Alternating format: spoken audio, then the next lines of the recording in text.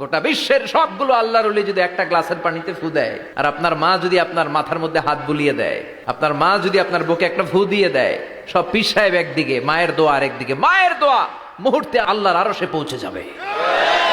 এজন্য বিশ্বনবী বলতেন সালাসু দাওয়াতিন মুস্তাজাবা, তিনটা দোয়া আল্লাহ কবুল ফিরিয়ে দেন না। এক নম্বরে হচ্ছে দাওয়াতুল মুসাফির, সফর অবস্থায় দোয়া করলে কবুল করে কে? দুই নম্বরে দাওয়াতুল মাজলুম, অত্যাচারিত ব্যক্তির দোয়া কবুল করে কে?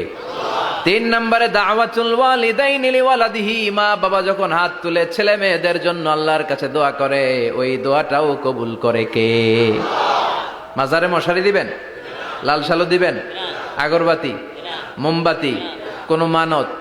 মাজারে মানত করা যায় না। ইন্নী নাযারতু লিররহমানি সাওমা, মানত করতে হয় রহমানের নামে, মানত হবে একজনের নামে। চিল্লায় বলেন তিনি কে?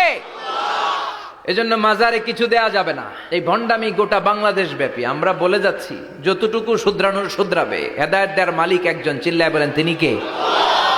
অনেক পীর আছে এরকম ভণ্ড পীর, সারা বছরে নাকি একবারও গোসল করে না, 365 দিনে ওর গোসলের রুটিন একদিন, আর ওই একদিনের গোসলের পানি মুরিদরা সব খাইয়া শেষ করে ফেলায়। নাউজুবিল্লাহ কইবেন না?